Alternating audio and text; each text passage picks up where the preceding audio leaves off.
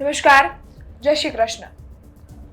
કિંજલ રબારીના પ્રેમ લગ્નનો વાત સામે આવ્યો ને ત્યારબાદ એ ઘરે પાછા જતા રહ્યા, એમના સમાજમાં પાછા જતા રહ્યા. આજ સવારથી તો એ વિડીયો પણ વાયરલ છે કે મારી ભૂલ થઈ ગઈ, હું સ્વીકારું છું. પણ જ્યારે કિંજલ રબારી પાછા આવ્યા ત્યારબાદ બે કિસ્સાઓ સામે આવ્યા, ચૌધરી સમાજવાળો કિસ્સો ને પાટીદાર સમાજવાળો કિસ્સો. ચૌધરી સમાજ વાવ થરાદમાં ચૌધરી સમાજના પરિવારમાંથી એક દીકરીને રબારી સમાજનો દીકરો ભગાડી ગયો છે. આ કિસ્સો ત્યારબાદ એટલો ચર્ચામાં આવ્યો કારણ કે ઠાકરસિંહ રબારી એવું કહ્યું હતું કે કોઈની દીકરી લેવાની નથી ને દેવાની નથી. અને સીધી વાત છે, જો ચૌધરી સમાજમાં રબારી સમાજની દીકરી ગઈ હોય ને તમે પાછી લ્યો, ત્યારબાદ ચૌધરી સમાજની દીકરીને જો તમારો સમાજ લઈ ગયો હશે તો એ પણ પાછી તો માગશે જ. અને આ જ હવે અહીંયા થઈ રહ્યું છે.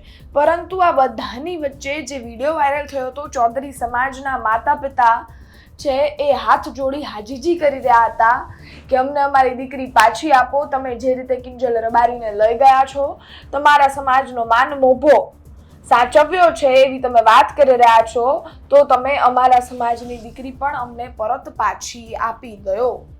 પરંતુ હવે એક ફિમેલ આગેવાન જે ખૂબ બેબાક છે એને વિડીયો મૂકી અને એવું કહી દીધું છે કે હવે ચૌધરી સમાજ ખૂબ સક્ષમ છે, એ કોઈ જાતની આજીજી કરવાના નથી અને હવે હાથ જોડશે નહીં, જોડાવશે. આ સમગ્ર ઘટનાને લઈ એને જે કહ્યું છે એ પણ સાંભળી લઈએ. જય મારબુદા, જય માતાજી. હું શીતલબેન પટેલ. આજે હું 2 દિવસથી એક વિડીયો જોઈ રહી છું જે આપણું ચૌધરી સમાજનું દંપતી છે કે બે હાથ જોડી અને હું ફલાણા ભાઈને વિનંતી કરું છું કે અમારી દીકરી આપી જાઓ. આપણા સમાજની દીકરી પાછી લાવવા માટે આપણે બીજાને આજી કરવી પડે તો આપણો ચૌધરી સમાજ આજે આટલો પ્રગતિના પંથે છે, આટલો બધો સક્ષમ છે, તો આપણા સમાજના વ્યક્તિઓને આપણી જ દીકરી બીજા સમાજના લઈ જાય એ પાછી લાવવા માટે હાથ જોડવા પડે. આ ક્યાં સુધી યોગ્ય છે? એટલે તમામ મારા ચૌધરી સમાજના ભાઈઓ અને બહેનો અને વડીલો બધા અત્યારે એટલા સક્ષમ છે અને બધાને મારી નમ્ર વિનંતી છે કે જે કોઈ આપણી દીકરીને લઈ ગયો છે એ હાથ જોડી અને પાછી દઈ જાય. એટલા આપણે સક્ષમ છીએ.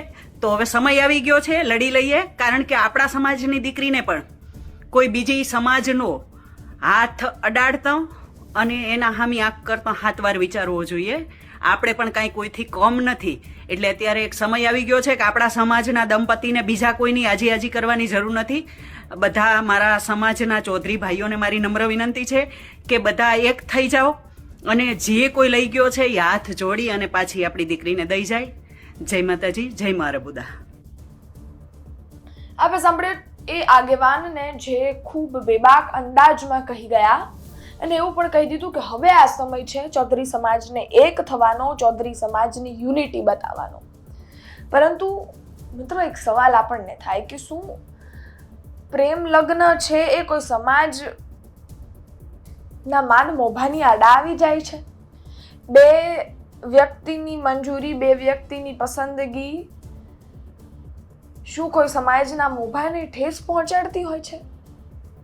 અને તમે જે રીતે વસ્તુઓ કરી રહ્યા છો, તમારી દીકરીઓને ફૂટબોલની જેમ આમથી આમ પાસ કરી રહ્યા છો, ભાઈ એનું તો એકવાર વિચારો કે એની ઉપર શું વીતતી હશે. એ ગઈ છે તો એના મંજૂરીથી ગઈ છે, એને એ જીવનસાથી પસંદ છે.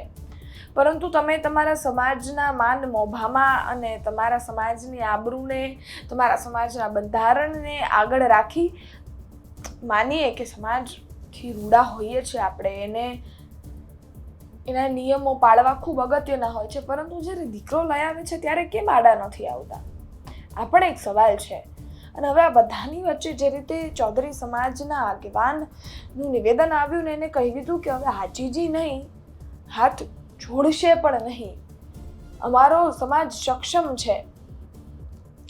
શું સમાજની સક્ષમતા કોઈ દીકરીના લગ્ન સુધી આવી જતી હોય છે? તમારું શું માનવું છે? અમને કોમેન્ટમાં ચોક્કસથી જણાવજો.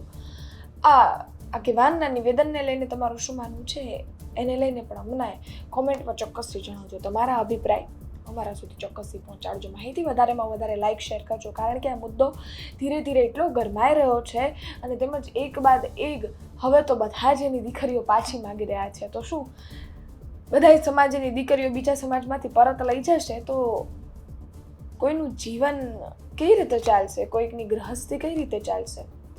ખેર, માહિતી વધારેમાં વધારે પસંદ આવી હોય તો લાઇક શેર કરજો. બાકી યુટ્યુબ ચેનલ જોઈ રહ્યા છો તો સબસ્ક્રાઈબ કરજો, ફેસબુક ઇન્સ્ટાગ્રામ પર જોઈ રહ્યા છો તો ફોલો કરજો. ફરી એકવાર મળીશું નવી માહિતી સાથે. ત્યાં સુધી રજા આપજો. જય હિન્દ, જય ભારત, ધન્યવાદ.